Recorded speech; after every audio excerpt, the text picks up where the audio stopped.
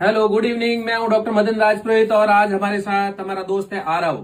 आरव पाली से ही है और आरव का बहुत ही इंपॉर्टेंट सवाल है कि डॉक्टर साहब मैं मिट्टी में खेल सकता हूं क्या।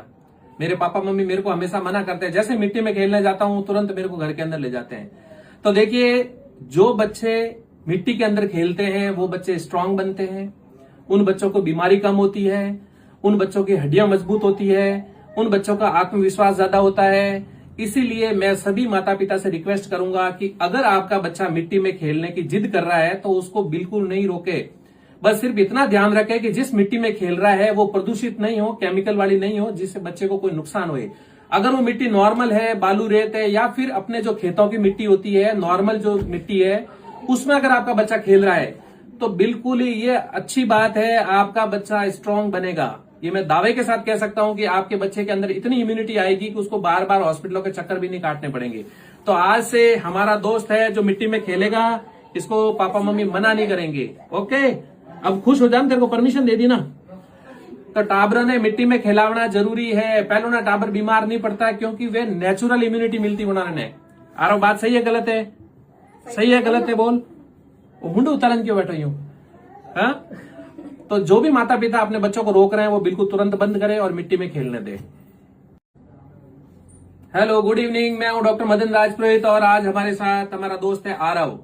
आरव पाली से ही है और आरव का बहुत ही इंपॉर्टेंट सवाल है कि डॉक्टर साहब मैं मिट्टी में खेल सकता हूं क्या। मेरे पापा मम्मी मेरे को हमेशा मना करते हैं, जैसे मिट्टी में खेलने जाता हूं तुरंत मेरे को घर के अंदर ले जाते हैं। तो देखिए, जो बच्चे मिट्टी के अंदर खेलते हैं वो बच्चे स्ट्रांग बनते हैं, उन बच्चों को बीमारी कम होती है, उन बच्चों की हड्डियां मजबूत होती है, उन बच्चों का आत्मविश्वास ज्यादा होता है।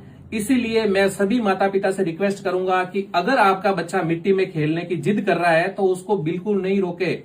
बस सिर्फ इतना ध्यान रखें कि जिस मिट्टी में खेल रहा है वो प्रदूषित नहीं हो, केमिकल वाली नहीं हो, जिससे बच्चे को कोई नुकसान होए।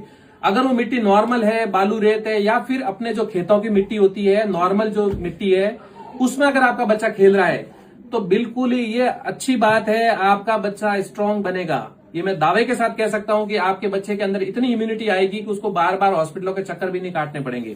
तो आज से हमारा दोस्त है जो मिट्टी में खेलेगा, इसको पापा मम्मी मना नहीं करेंगे। ओके, अब खुश हो जान, तेरे को परमिशन दे दी ना। तो टाबर ने मिट्टी में खिलावना जरूरी है। पहले ना टाबर बीमार नहीं पड़ता क्योंकि वे नेचुरल इम्यूनिटी मिलती उन्होंने। आरो बात सही है गलत है? सही है गलत है बोल। वो मुंडू उतारन क्यों बैठो यूं? हाँ, तो जो भी माता पिता अपने बच्चों को रोक रहे हैं वो बिल्कुल तुरंत बंद करें और मिट्टी में खेलने दें।